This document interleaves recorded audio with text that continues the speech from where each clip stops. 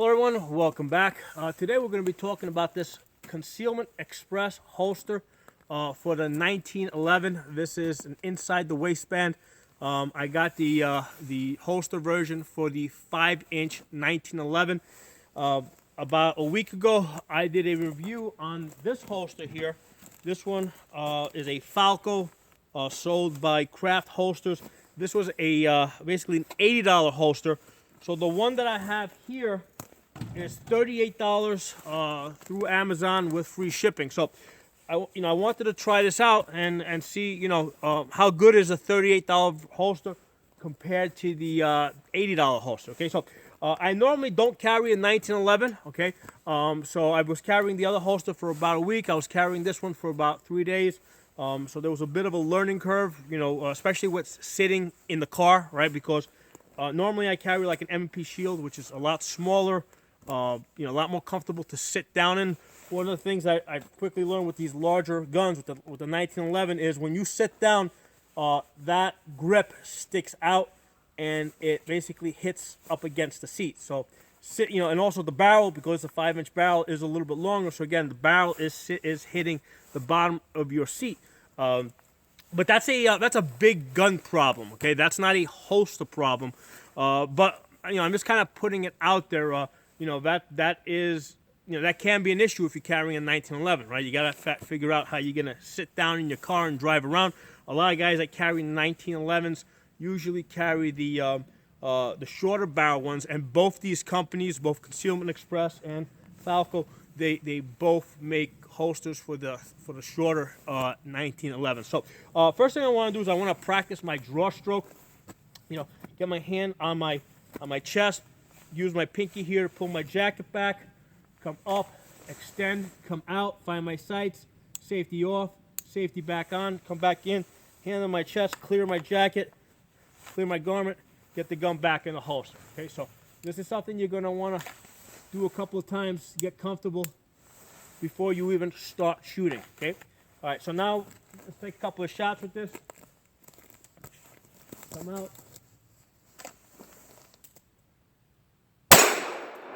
Safety back on.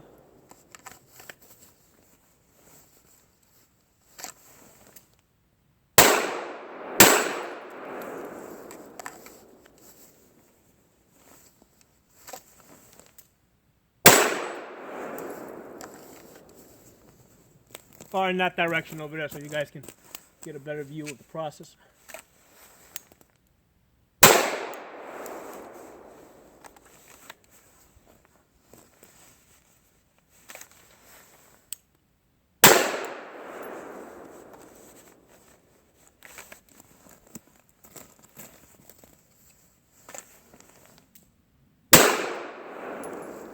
So for those of you not familiar with the 1911, okay, the way it works is when I come out of the holster, right, hands on my chest over here, come up, come out.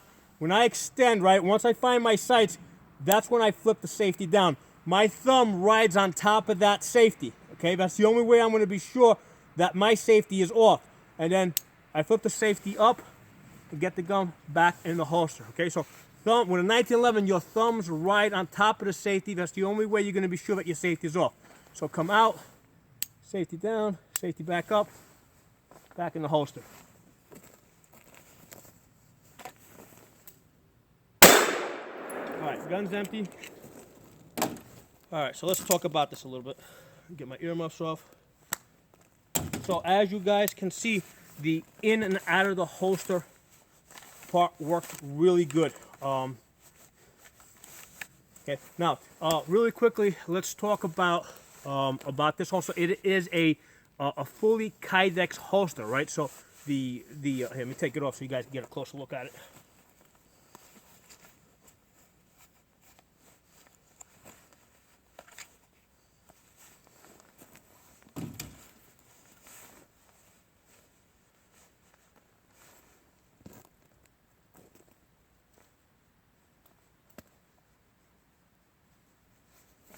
A little cold, so let me close my jacket up. Okay, so this is a fully Kydex holster, okay, which covers the trigger guard. If you go to a lot of these internet chat rooms and Facebook groups, sometimes people will debate about how safe it is to carry a 1911. And the historical basis for that, right, is that, back in 1911, right, during World War II, a lot of World War I, World War II, a lot of GIs did not feel comfortable carrying a 1911 with around the chamber, cocked and locked, okay? And they had a reason for it, because back then the technology, the holster technology had not caught up with the gun technology. So they were using these older style holsters, really designed for a revolver with a double action trigger. And what happened is when you switched over to a pistol like this, right, and you're using a leather holster, sometimes what happens is the leather will collapse. You'll have issues like this. Well, the Kydex takes care of that problem, because the Kydex basically does not collapse over time, no matter how wet or sweaty or whatever. The Kydex will maintain its form, and the Kydex is essentially the safety mechanism of this gun. So when people talk about safety, I see the holster as a safety mechanism. As long as it's covering the trigger guard, there's nothing that can possibly go wrong.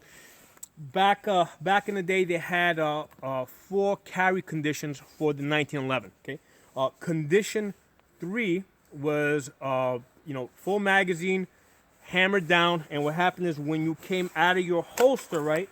When you came out of your holster, you racked your slide, right, and you fired the gun, right? So that was condition 3.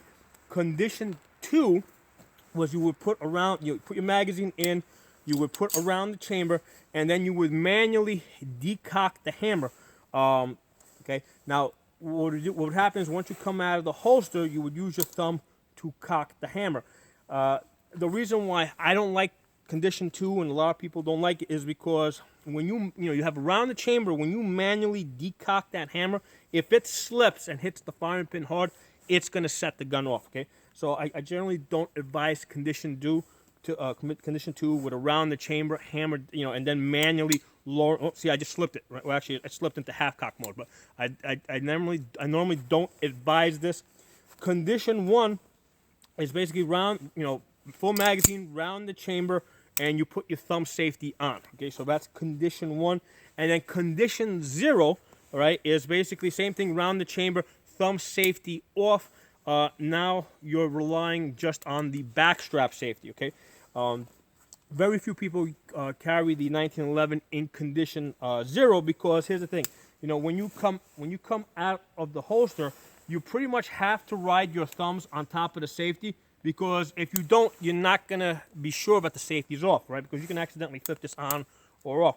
So since you got to get your thumbs on top of the safety anyway, in order for you to be sure that they're off, it does not make sense to carry this gun intentionally with the thumb safety down. So I would just recommend carrying this in condition 1, round the chamber, thumb safety on. Now, with around the chamber, inside the holster, right? First of all, even if you had it in condition 0, right, and you have this in the Kydex holster, this is just as safe now as your Glock or the M&P Shield that I normally carry. Okay. Because basically there's a firing pin block on this. There's also another internal safety on this. So with the thumb safety down, this is just as safe as a Glock that you would carry in your Kydex holster. And now with the thumb safety on, you have that extra layer of protection. So this is a perfectly safe gun. If anything, I would argue that this is now even more safe than your Glock that a lot of people carry. Okay, let's now compare these 2 holsters.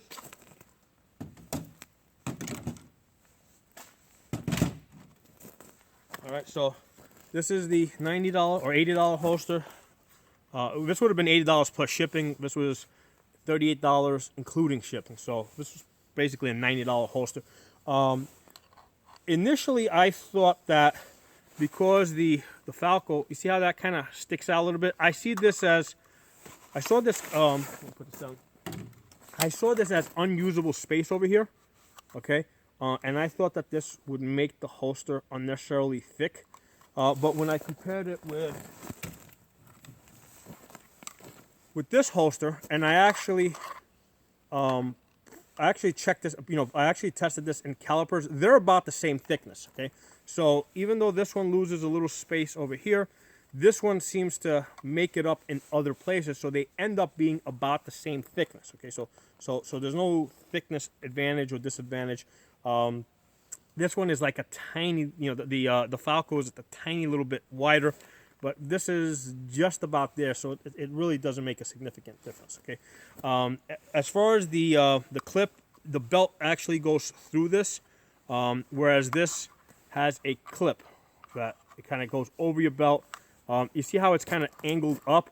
This does a really good job of keeping the holster in its place. I have absolutely no issue with this coming up through your pants. In fact, that up angle is so aggressive that even when I put this on my pants without a belt, it's really hard to get this out. I actually have to put my finger here and kind of pull this out a little bit. So this retains very good on your belt with that aggressive up angle over here. The only thing I would say is with this sometimes tends to move a little, or it is more movable like this, whereas this, because it goes through the belt, it seems, there was less of this motion on your belt. For some people that might be desirable. They might want to be able to actually cant the gun back if they're sitting in the car. So that's kind of up for you guys to figure out if that's something that's going to help you or if it's not going to help you. Where this did have less of that motion. So something for you guys to keep in mind. If you get this type of a clip that wraps the belt completely, it's going to do a better job of not flipping back and forth. While this will tend to flip back and forth a little bit more. But it wasn't a problem. It's not like it was flipping back and forth to the point that I found it annoying. It didn't move when I didn't want it to move. The only time it moved if I intentionally pushed it forward. That's the only time I saw this move. Both of these holsters are adjustable. They have a tension over here that has the rubber in between. Right, this one has they have that little rubber in between. The one thing that I should say is that with the Falco one, right, that's the $80 one. In the widest setting, okay, it fit this Rock Island 1911 really well, okay. But when I put the Taurus 1911 in there, it is really tight. I mean, it is still, I can still come out, use it. But it's just a little bit tighter than I want to, because remember, inside the waistband, when you put your belt over and tighten it, it's going to get a little bit tighter. So this was, it was a little tighter than I would like it to be. And again, this has been loosened up to its most wide setting. So, there's just nothing you can do about it. But it's not like it's not usable. This was usable. However, with the Concealment Express, okay, I found that it fit both of these guns very well. It actually clips in a little bit better because there's basically this is where the, around here where the trigger guard is, that's where it pinches the trigger guard and this thing stays in place, right? As you can see, it as soon as you pull it, that's where it's catching, that's where it's supposed to catch. But as soon as you pull it, it just lets go. Then when you push it in, it goes in and it catches. So the Concealment Express fits the Rock Island well, and it fits the Taurus 1911 well. There's the PT 1911. So with the Concealment Express, it seems like you're going to be able to fit a wider variety of 1911s. Because remember, unlike a Glock where you buy it from one company, Glock, and everything is all Glocks, all Glock 17s are going to be the same, all Glock 19s are going to be the same. 1911s. Is a platform basically. So there's lots of different companies that make 1911s, and some of them just a tiny bit thicker, a tiny little bit bigger, a little bit smaller. With the Concealment Express, okay, I did not have to loosen these tension screws up here at all. So if I needed to, I can make this tighter, or I can make it looser from where it is right now. So I could, so I can go in both directions. With this other one from Falco, it is at the absolute widest setting, right? It's so wide that I can basically turn these screws with my finger. Okay, so this had to go to the absolute widest setting so that it would comfortably fit the Rock Island, and that I could get the Taurus 1911 in there. The Concealment Express, you know, it's a lot more forgiving. I can go tighter, I can go wider from this position that I'm in right now, and this position right now does fit both guns. So I think that, you know, you got $80 versus $38, and I got a lot more flexibility with this. You know, if I have to advise, you know, one of my customers, one of my clients, I would say go with the $38 one. You know, you're saving yourself. You're paying half the price, all right, and you actually have more options, right? You can fit a slightly wider gun, a slightly thinner gun. Both of these guns, right? When you get that in there on the side, that touches where it's on your body over here. It's covering the safety. It's covering the sights, which is important because if you don't cover the sights over here, the sights sometimes are really sharp right in the corners, and that's going to pinch you. So it's covering the sights, it's covering the safety, covering the trigger guard. It goes in and out very easy. So I'm really happy with this $38 Concealment Express. Let me get this back on. Now, important thing that I like to mention, with these type of guns, like when I go home, right, I don't remove the gun from the holster, right? I take the holster off my belt and I put it in the safe with the gun in the holster. And the reason is, like I said, is because the holster is part of the safety mechanism, okay? So with this one over here, the one from with Falco, okay, the way the one that has that closed loop, the way I would have to do this, I'd have to put this on, right? And then I gotta run the belt through that hole. So this has to be already on your body in order for you to run your, to get your belt on, right? Just because it's closed over here, right?